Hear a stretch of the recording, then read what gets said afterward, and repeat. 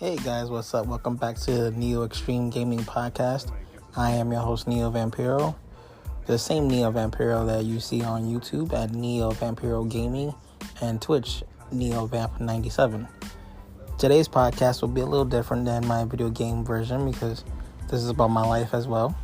I'm going to be talking about my life as being a disabled person with CP cerebral palsy. Cerebral palsy CP is a condition I was born with since day one, and I'll be talking about that as well as being a content creator with my disability, just to give you guys some insight about my life. When I was first born with my disability, this was back in the early 80s, 83 to be exact. And the doctors, my mom told my mom that I was going to be born with cerebral palsy because of medical malpractice or lack of oxygen to the brain during the birth process. That's what causes the CP disability, the cerebral palsy, is from birth or an accidental in the medical field that occurs, which doesn't happen all the time, but it does happen. My disability is not as bad as some others that have the same disability as mine. Mine is not as severe as others, which God bless me. And to those that do have it, my heart is out there with you. Keep on fighting, keep on chugging, keep doing you to the best of your abilities. I'm also making this because people have a sort of misconception about disability people and disabled people, and they just have one or two basic concepts. It's either you had an accident or you went through something tragic. Not gonna say the other part. So mine was about birth from day one and me living my life as a disabled person. In the beginning years of living in New York City like I do now, New York is not what it is. Back then it was a lot different. In the early 80s, early 90s, where now we have the curve cuts, the low curve cuts where you just come down and you're in the street level and you ride back up on the curve. You don't have to step up over it or step down, which in some cases you may have to, depending if there's snow on the ground. Back in those days, there was no low curve cuts. There was no train stations that had accessibility like we do now. Yeah, we did have buses, but they were very crude and small in the back, not as big and wide open space as we have them now to be more accommodating. And there was no Access-a-Ride. We did have van services, but it was only from to and to the hospital and back home, not like we have now with Access-a-Ride. Let me speak about my mom, someone that I don't speak about too often. My mom was a trooper, a rock star. My mom had two boys, myself and another son. Not going to mention his name. And nothing's wrong with him whatsoever. We come from two different generations. He's in his 60s. I'm in my early 40s, late 30s. When my mom found out that she was going to have me and I was going to come with this disability possibility, she, from what I understood, she took it in strides and said, okay, what do I have to do? The doctor, to his credit, said I was going to be a lifetime disabled person with all these limited conditions. So she just did the best she could. She sent me to school. She found places that were accessible for me to go to school within my home locations, because back then it was you can only go to certain schools that had those accommodations. If they didn't have those accommodations, you couldn't go to that school. So the school that might have been across the street, you couldn't go to because it didn't have the accommodations that you needed because of your physical disability and of your slow learning curve if you had one, which some of us do have. My mom just was a mom. She's a trooper. She did what she had to do. She raised me from a little boy and taught me how to deal with myself, like learn how to live with my disability, even though she might have overprotected me a little bit by doing stuff for me And keep in mind, I can do stuff for myself.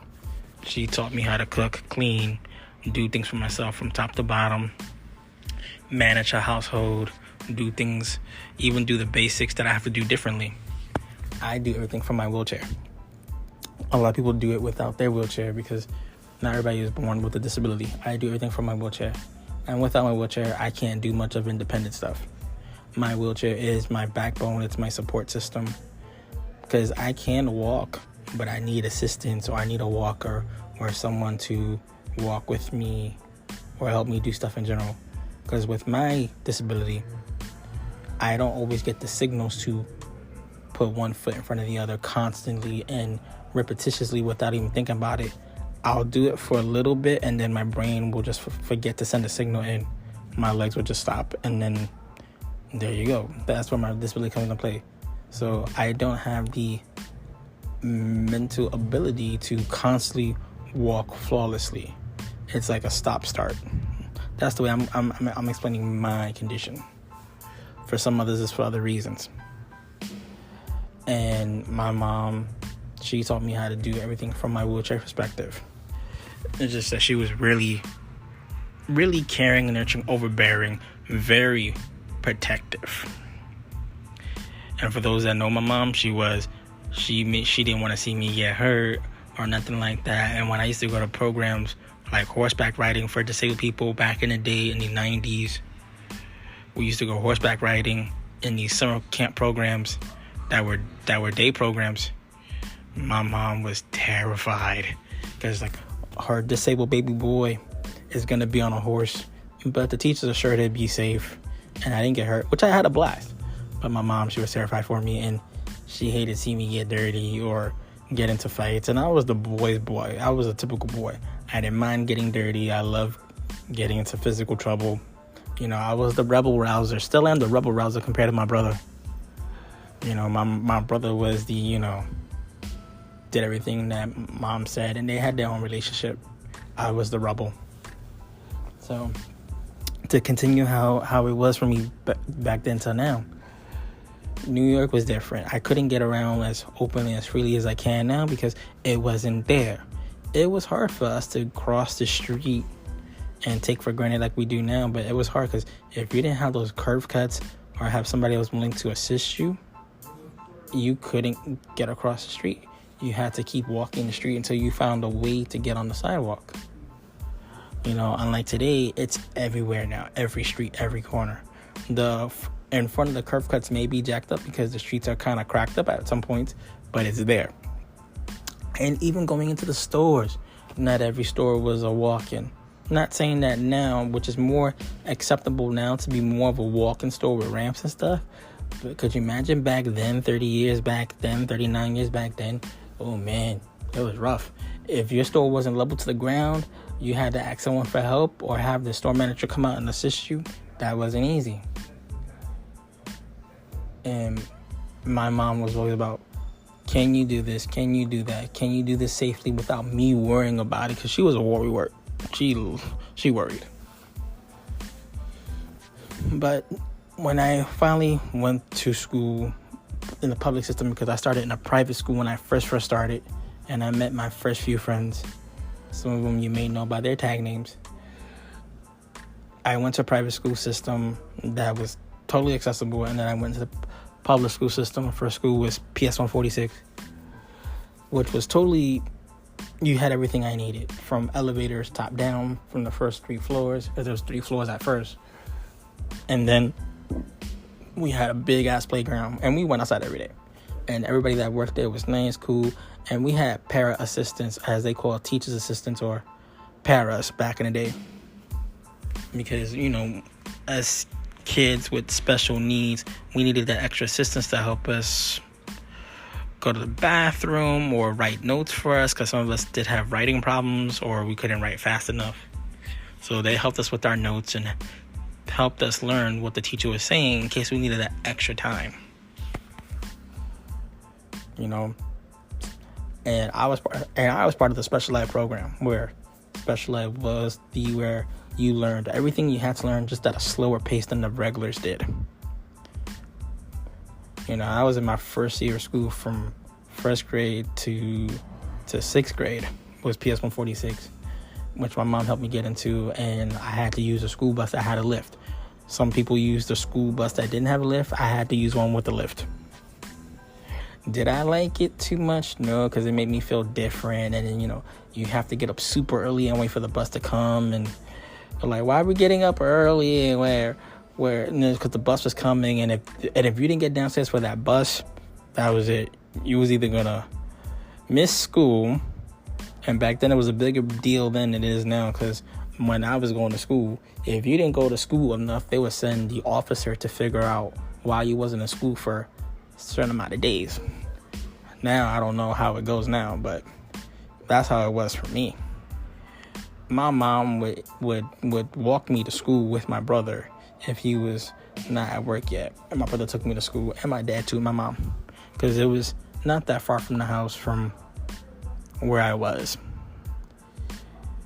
So my mom taught me how to handle everything on my own at home. She taught me how to cook, from my perspective, which that was cool, because she always said, no matter what goes on, I'm going to teach you how to fend for yourself, and you're going to learn how to do stuff for yourself. Just in case you don't have the right people to help you do those things, you could at least learn some of the basics. This is what I mean that she was a rock star. She did help me back for a lot of shit, because, excuse my language, she did help me back for a lot of shit, but only because she wanted the best for me, and she didn't want me to get hurt. Me, I was crazy. You would see me in the playground jumping off of monkey bars if I had the chance, or sliding down the slide, going down frontward, and coming back hurt sometimes. Oof, man. But she put me through the right programs where I went to day camp, summer camp. I had extended stays in hospitals in my earlier days to help me get the breast surgeries, to help me walk, where after the 90s of being in Montana Hospital, I went to hospital special surgery, to where I got my surgeries done by a great doctor called Dr. Root back in the day, which helped me walk 10 times better than I first did ever when I was a child. And they sent me to this great hospital called Blythedale, where they taught me how to learn and do stuff with my disability and really hunker down on it. It was an everyday thing. It was one of the hospitals where you had intensive therapy all day, every day. Where we did have fun activities, but it was also a physical therapy day. Right down to the camp counselors, because they made everything fun. But my mom, she was like that overprotective, because even after a while, she wanted me home. And when I came home, this was still the 90s, and I'm talking about those MTA buses that we had to sit back in the back in the day, where we had to sit back in the back of the bus, not the front of the bus like we do now. The lifts were small and narrow, and if you had a wider chair, man, you couldn't get on the bus. Because one, if you was too heavy chair-wise, the lift didn't go up, and if you was too wide, you couldn't fit. So you was stuck. Which now we take that for granted, because 10 years back, we still had a lift in the front of the bus. Now we have ramps. So it tells you how much New York has changed, and how much as we changed as society there, where we're becoming more accessible to everybody's needs. Because even back then, there was no kneeling buses either. That was also implemented later on too. So as I was in my elementary school, and I was just starting to go to junior high 117 in Manhattan, where I had the same therapist that I had from elementary school, and same para too, because he came with me. He was like my father figure, because he taught me things that in ways that my mom couldn't teach me, because she always said she'd rather have a male teach me from a male's perspective, and he was that male. My para taught me how to do stuff that I had a hard time doing, like tying my laces together, or learning how to do things that I can do for myself now. He was that male father figure, and he taught me how to navigate life from my wheelchair, not from his perspective, from my wheelchair perspective, because my wheelchair perspective was different. And forgive my stuttering. This is a very deep subject for me. when you're a lifer with a disability, it's different for us than it is for someone else.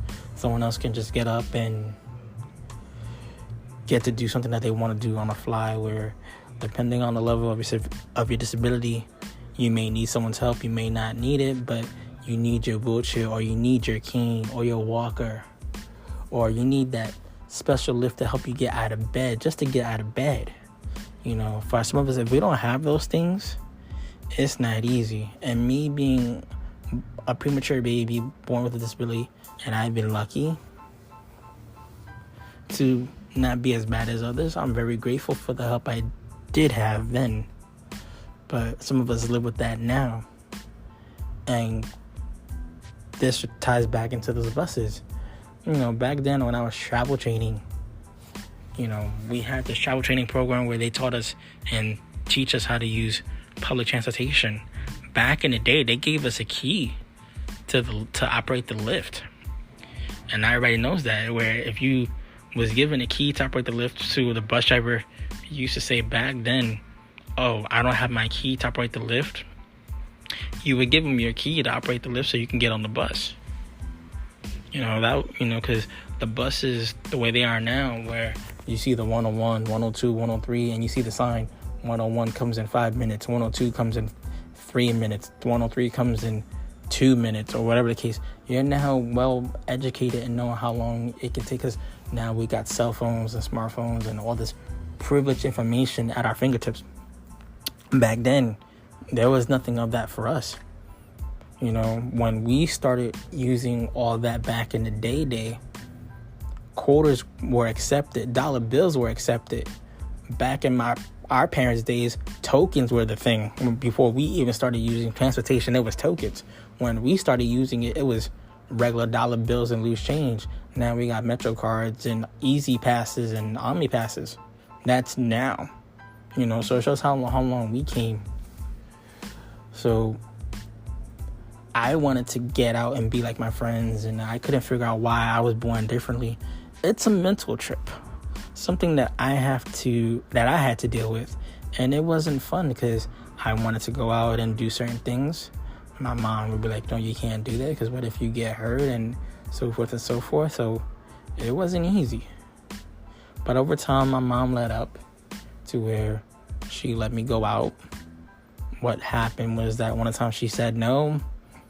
But man, me being a teenager in junior high school, and you wanted to be with your friends, you did a typical teenager thing. You just upped and left home. And my mom went looking for me like any other parent would, and she couldn't find me right away. And this is predating back cell phones and beepers. Okay, so cell phones now, she can call you, that's it. If you want to pick up, she can track you. This goes back to payphone and cell phones, and you had the recorders. So back in the day when they started bringing the low curve cuts, I had to learn how to travel behind my mother's back, because my mom didn't want me to learn through the school program. She always said she wanted to make time, and she tried. But when you're a single mom with a kid that's disabled, and you're trying to hold down a household and stuff and trying to handle everything, it's not easy. So I give her credit for that. But I did it behind her back, and trust me, I got in trouble for it. But looking back at it now, she's proud of what I did, because by me being the rebel, by me being who I am, it pushed me to be, well, let me show you what I can do, with or without your approval.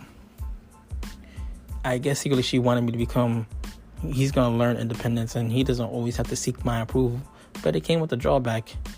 She thought she would have to have someone to always be there and raise, and when she was watching me grow as a person that didn't need her as much, it scared her, because it was like, that's not what she was expecting. Like, oh my God, what am I going to do? So in my junior high school days, I went to go see Resident Evil, Paul Anderson's version of Resident Evil, the first movie before Apocalypse, or as my friend says, a pack of lies. Scorpion, how you doing? Go check out his channel, Scorpion YouTube. That's great content. Anyway, as they call it, a pack of lies. The first movie was Resident Evil, which was a mashup between 2 and 1. But when I went to the movie theater as a disabled person, back then, if you was disabled, you only paid $6 for a movie ticket if you were disabled. Back then, you had that a privilege. Now, there isn't. There is no disability discount. If you were disabled and you paid $6 or $5 for a ticket, you had it made. Because now, tickets now are much more expensive. Being disabled going to the movies was not as bad. Because the movies was always accessible. Because most movie theaters were just walk-ins anyway. And they were on the first floor and they had elevators. I have not been in one movie theater I can recall back then that didn't have that ability. And if it didn't, you just went somewhere else. The issue was getting there. Because again, if you didn't have the curve cuts or the transportation wasn't there, you had to do some long walking. Depending on where you live, you go to your local movie theater. So that was always accessible from day one.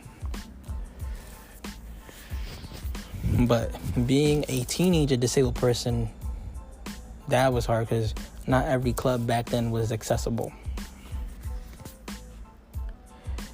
And a lot of club owners then was not cool with it because they felt like if you got hurt, it was on, bad for business. But now it's more acceptable. You just gotta be aware of what you're doing and who's got the ability and to make sure it's accommodating to you, which a lot of places do now. But back then, and you was disabled, you felt like you was made to feel different, like you wasn't like everybody else, because if everybody else that doesn't have your disability issues, they're made to feel more superior, or they had the right and you're just there. That's how we was made to feel, like we was different from society just because we was born different due to complications. And it was tough for me because that's how I felt. Again, this ain't no pity party thing, because I love who I am today and have much respect for the friends I have and family I got. But I'm just saying, being born with cerebral palsy and have to rely on a wheelchair, every time you go out, you have to be aware of what trains are running, with the elevators, are they running? The buses now, don't worry about it, because now the way the buses are, if the rampway doesn't come out on its own, the driver will get out, grab his little strap that's on the floor, and pull the ramp out himself. It's that easy. Before it was, if the lift was busted, the lift was busted. And you was either stuck on the ground waiting for the next bus, or God forbid, you were stuck on the bus trying to waiting to get down until they send somebody else and a mechanic to get you down manually. Whew, those are some times. And, when you have a very protective mother that's a worrywart, man, whew, you get the mixture of, I'm happy you safe, and then they start yelling and crying just because they're excited. Again, I drove my mom nuts, crazy, because I never did what I was told. She told me to stay put, I didn't stay put. She told me not to do something, I went and did the opposite. I was always, again, the rebel rouser. Didn't do what I was told because, I felt like my only way of succeeding was to be that defiant person. And that's just how I was.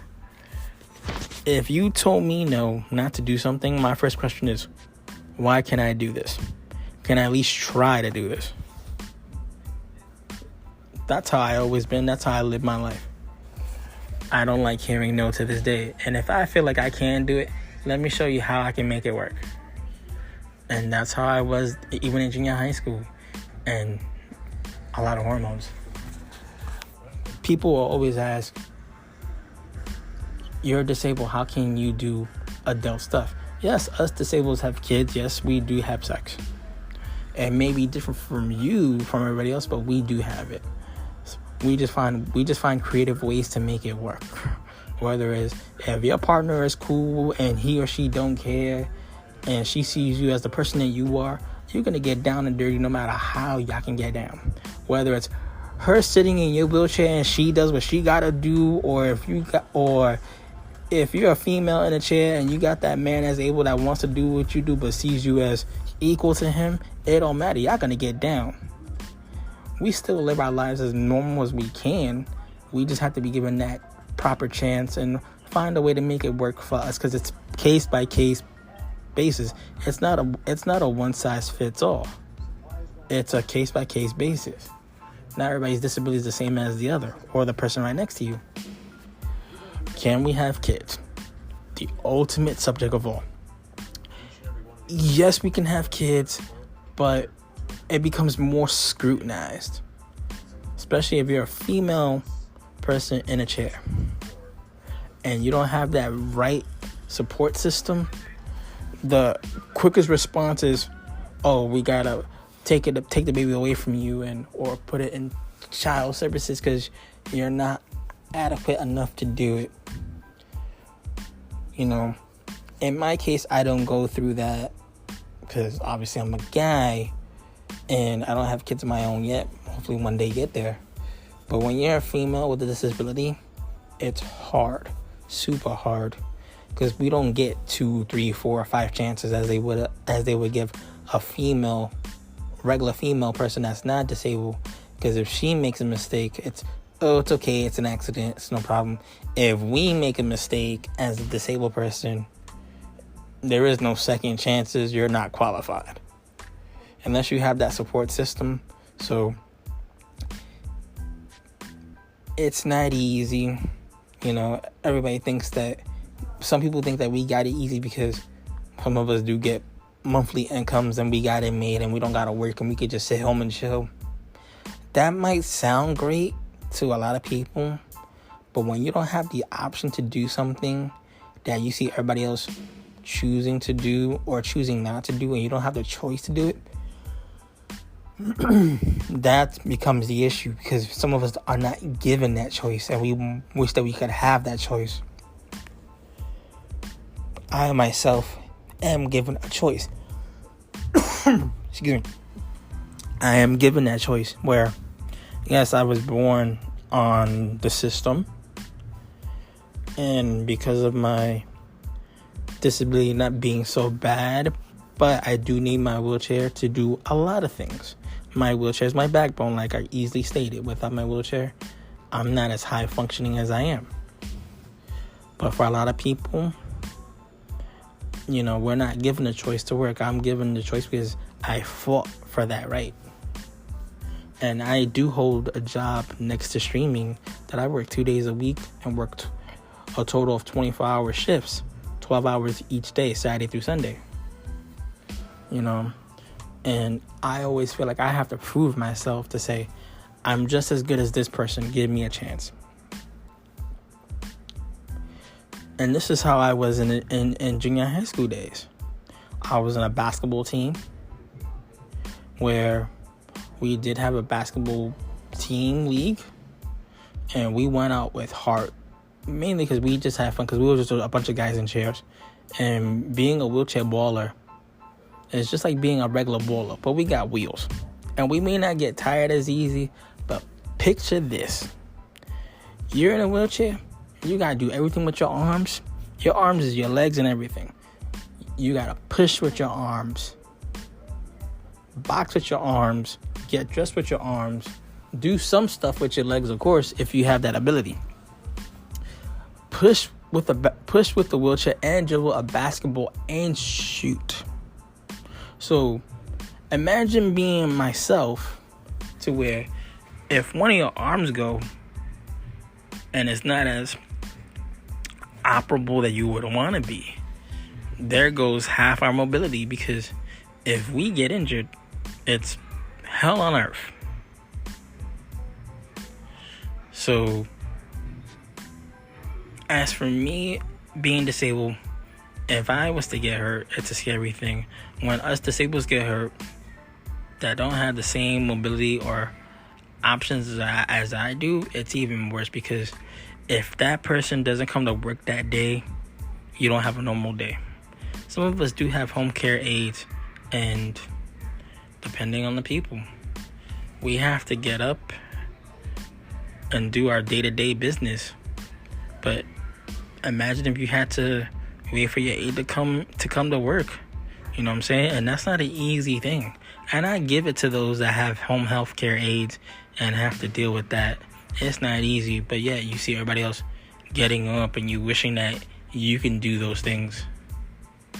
And imagine when you're young and people be making jokes at you. It's not easy. It makes us kind of mad, to be honest.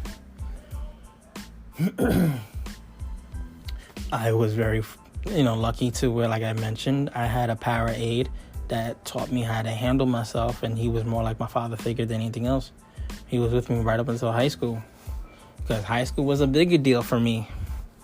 After I got to junior high and I started going on dates, and my mom was just like trying to keep track of me because I can be here one minute, not here the next, because again, I was on wheels, so I can run faster than she can, move faster than she can, because when legs get tired, legs get tired. When you on wheels and you on that good stride, you can outrun a person sometimes if you lucky. But you gotta come home eventually, and you're gonna still get your ass beat like you would like a regular person if you broke rules.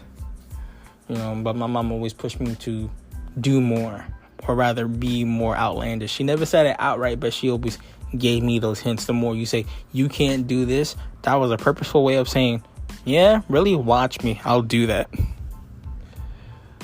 So, again, had a basketball team in junior high, always had the elevators, because if we didn't have the elevators running that day, working that day, yeah, you might not be in class, but you were still doing class work. Teacher will find out where you were sitting in the auditorium or a gym, you was doing that class. And if you didn't do your class work, you would bring it home for homework. And if you didn't do all the work that they told you to do, the next day you wasn't going to play.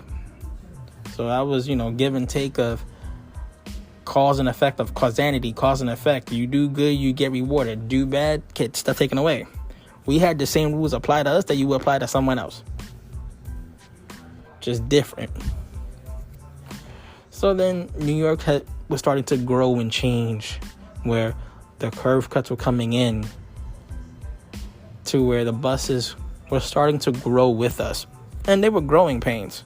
We went from being in the back to now we're sitting in the front.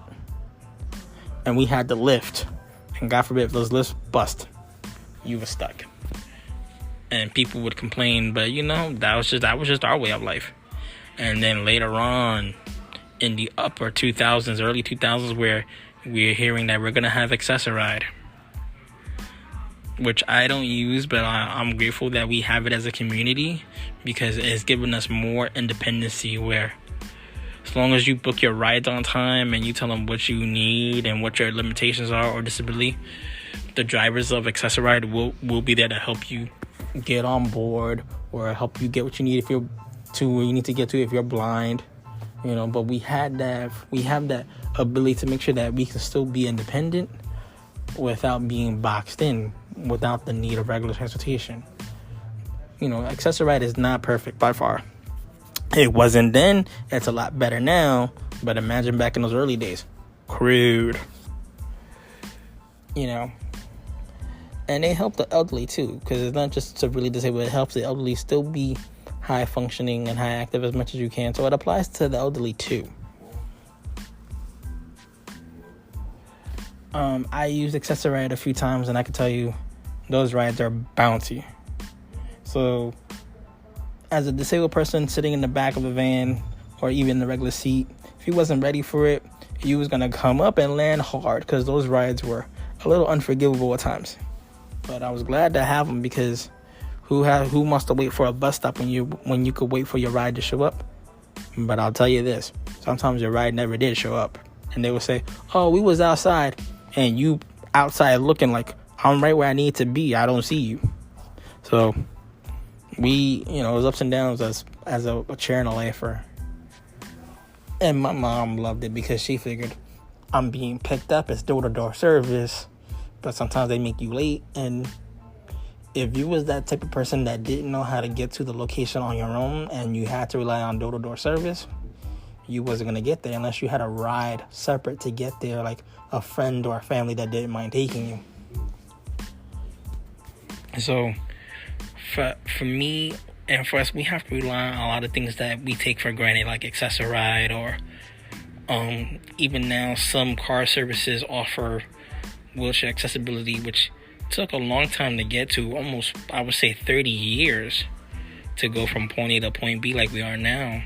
And people coming up today are having it good versus someone like myself back then, where one could say that we laid down the foundation of all this. And I'm not saying that to toot my own horn. It's just that, what we take for granted now, we didn't have then. And now it's a common occurrence to where you can arrange a car that has a lift, or call a yellow taxi service. There's a special number to call to where you can arrange your rides and they'll take you.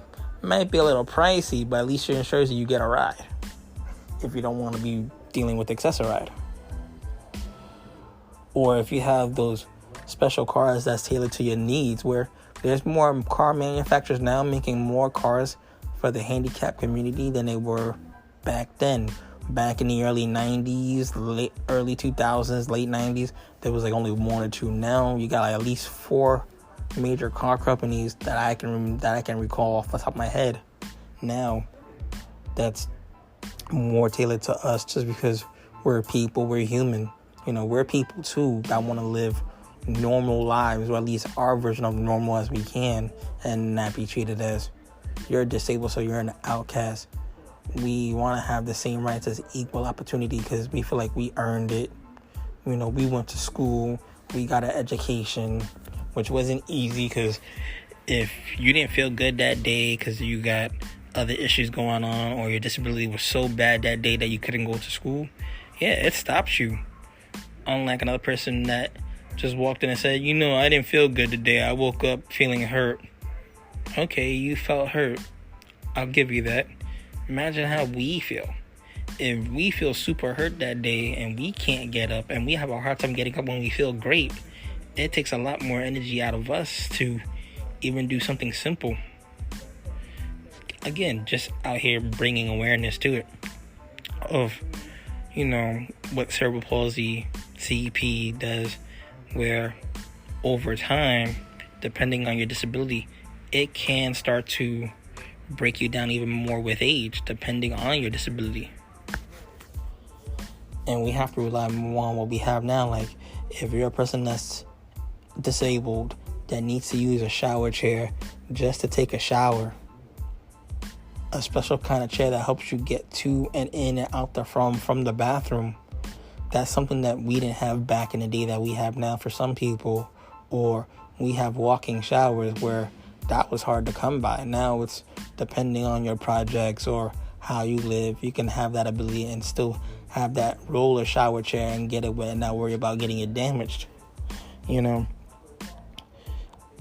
People don't really realize how hard we have it, and a lot of us do mask that pain of, you don't know what we gotta go through. We're right there with you guys. We struggle just as much as you guys, on par with you guys. Doesn't make us different from everybody else. We're equal, just we do things differently. And for me, I'm able to get in the tub and out the tub and do what I gotta do, but I need to have bars strategically in place, permanently in place for me to do certain things. Some people need to have certain chairs or equipment extra to help them do the basics. Some of us are born with disability. Some of us are due to accidental, and I feel for those that have accidentals, because the transition from being fully able-bodied to not being able-bodied is very jarring to the average person. Because imagine for us that we have it from day one, being kids and being angry, like, how come I'm not as equal as this to that person? Imagine that person that just had their whole life changed and turned around. They have to go through a transition where we have learned to adaptive over time to our situation. Some people don't even get a chance to do that. We're just as normal as the next person. We have thoughts like everybody else. We have feelings, sexual feelings. I'll be even blunt with you guys. We even have suicidal thoughts just like everybody else. What makes us different is how we live our lives. We're still doing the normal things like everybody else would do, playing sports, just in our wheelchairs, or makes it works around our disabilities, depending on the severity, versus the person that doesn't have them. We still do the normal things. I still do the normal things.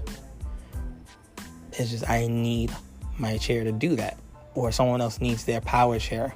My chair is a manual. Some people have to use a power chair just to be happy with themselves and be fully acclimated to what they have to do and be independent, because without their power chair, they're not as independent. Just like if I don't got my manual chair, I'm not as independent. Because if I gotta walk and hang on to my walker, and I got no shame in saying that, I can't do as much as I would like to, because I have to hang on to my walker in order to walk, and I can't hang on to my walker and still do stuff. So I would need my friends or some adult to be with me to help me, assist me do stuff that I like to do for myself. And what drives us is that that desire to do stuff for ourselves that we wish some of us can do, that a lot of people take for granted. I'll say this again, we are normal people.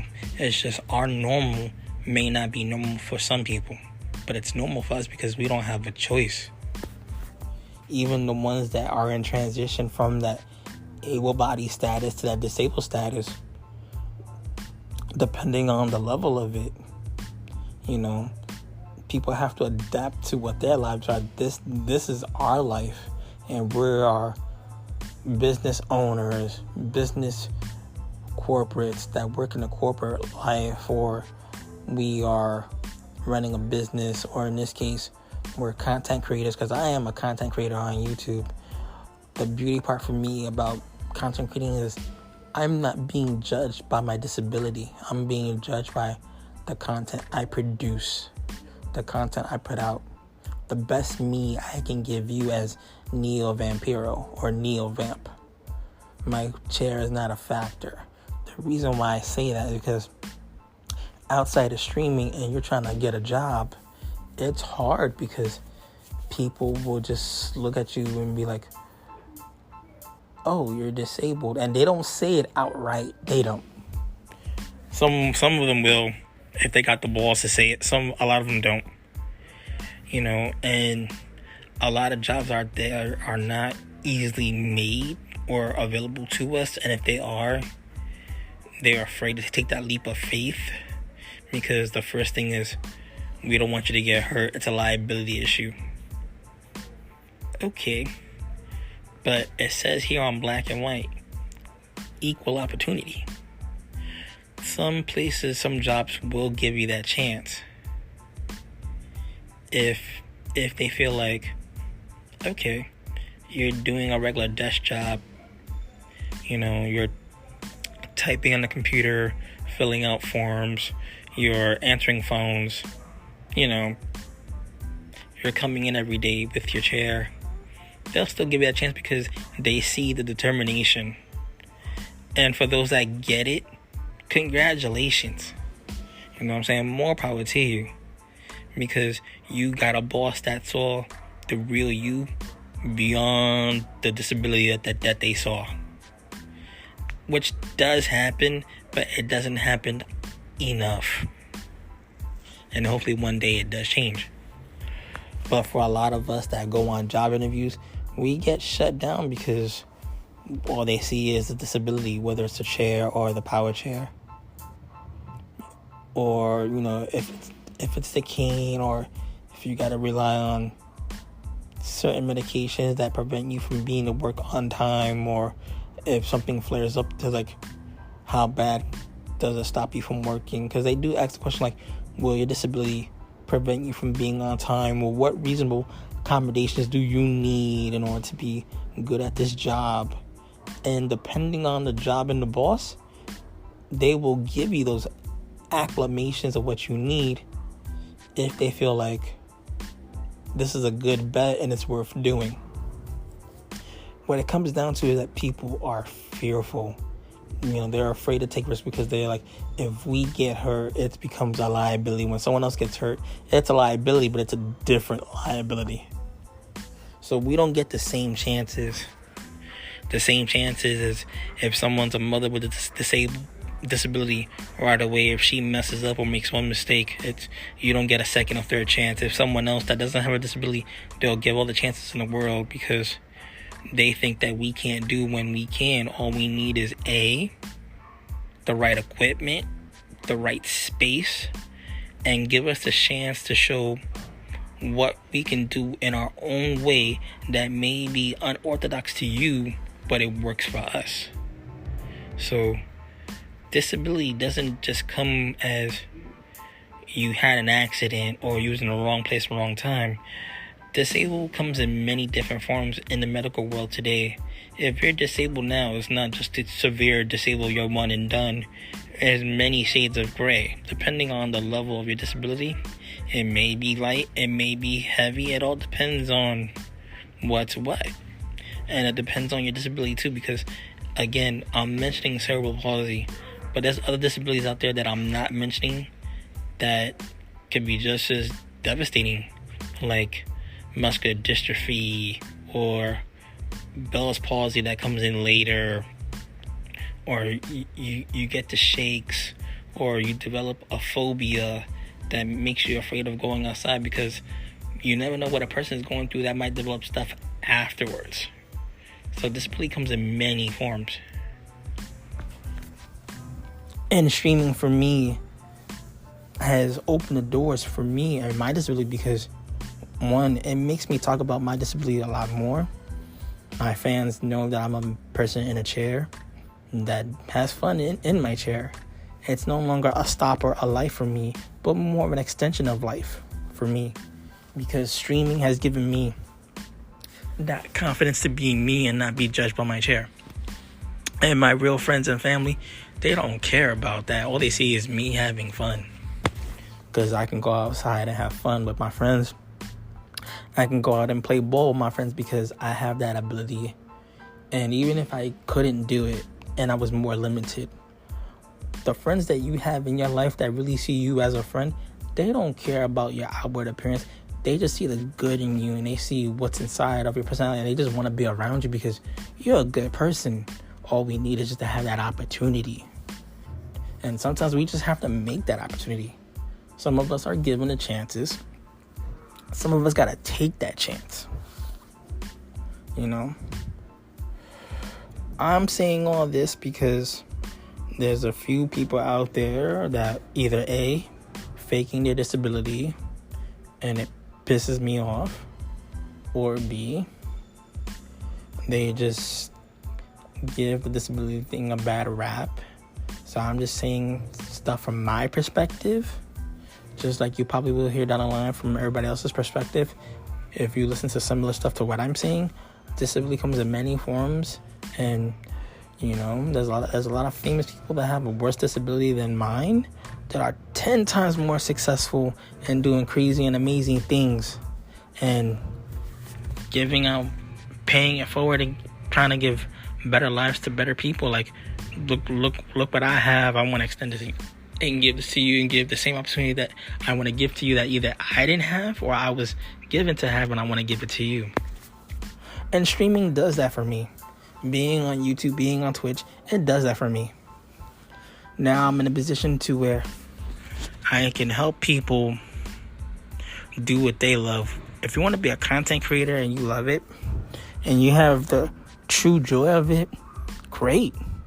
I'm more than happy to help, more than happy to teach about OBS or what it's like to be a disabled person and you want to be putting yourself out there. It could be really scary. For me, streaming has opened that door. And my mom can see me now as an adult, running my own business, holding down a regular job. She's proud of me because I defied the odds and I didn't just stick and stay and did what I was told. Thank God I was given the ability to defy that. But to the unaware or uneducated, you know, don't judge a book by its cover. Don't think just because a person is in a chair, they can't be as equal as you are. We can be. We just need the right tools and opportunity to show what we can do. You know, don't be a fool, because you never know what we can do. We may look a certain way and still have the superior intellect. We just don't have the ability to show that word outward in a physical sense, but we can show that in a painting or a digital version of drawing, it don't matter. Trust me, 10 years ago, I wasn't saying half this stuff that I'm saying now. It's just that streaming has given me a light to be myself without being downplayed. And the way the city is now and the way the world is now, there's more accessibility now than it was 30 years ago. And it's still being made more advancements. Because now the trains are becoming more elevator accessible. Places and business are becoming more accessible because by law they have to be. So while we take that for granted now, imagine being our age where we had to plan and struggle and to do all that. I'm sure appreciative of what it is now. And there are some places trying to catch up. You know what I'm saying? And one day that will be. So my positive message is this. Don't let your disability stop you from becoming your best you. Whatever your best you is and you have the will to thrive and you want to show it, show it. If that means you painting with just your head and that's all you can do, go for it. If you is podcasting and you a verbal talker and you got a lot to say, do it. If your disability is not that bad and you're able to do stuff and you just want to do and just be your best you, do it. Just enjoy life, have fun. You know, people are going to say what they're going to say, but your real friends and family, they're going to appreciate you for who you are. And the worst thing you could always do is stop yourself because you feel like you're not as normal as the person next to you. That's not you. So why do that? Find a way to make it work, or find something that makes you feel free and not tied down. There's always a will and a way, and as long as God is on your side and you feel like you have that, it's cool. And for those that feel like, well, yeah, but you say this because you have that. Yeah, I can say that. But I was once in your shoes. And I have my off days. But when I have my off days, that's when I need my friends the most to give me that extra push. You might have your days where you're like, it ain't worth it. All you need to do is find one way to make it work. If you found 155 ways not to make it work, you just need to find one way to make it work. And you never know, that one way to make it work could be your biggest outlet to show the world what you can do outside of what people may think they know and what they think they see. And because your disability doesn't have to be the end or be all. Depending on how your disability is, you just have to find a way to show the world what can you do and what makes you the best you beyond that. Because as an adult, I'm still wild. I still go out at night. I still have fun with my friends. I still do my job. I do my streaming. It's just now the accessibility is more there and it's getting better. And for the generations coming up, they got it good, but they still have to learn the mental minefield, what it's like to be disabled and not like the person that's not disabled. It's still a mental trip, and we still need to support each other, not put each other down, and not have people judge us just because of our appearance, because we're different. Because that same person that you could be judging could be the same person that might give you a helping hand later on in life because they found a way to make it happen because they can. So always be aware that people may not be what they appear to be at first sight, but at later on, they might surprise you. So until then, guys, take care. I'll be back to talk about Metal Gear 3 later on or tomorrow. Until then, take care. Check me out on YouTube at Neo Vampiro Gaming and Neo Vamp on Twitch, or Neo Vampiro Gaming on TikTok if you want a shorter version of my content. Till then, guys, stay safe, stay extreme. For the moment, I'm out of here. Have a good one.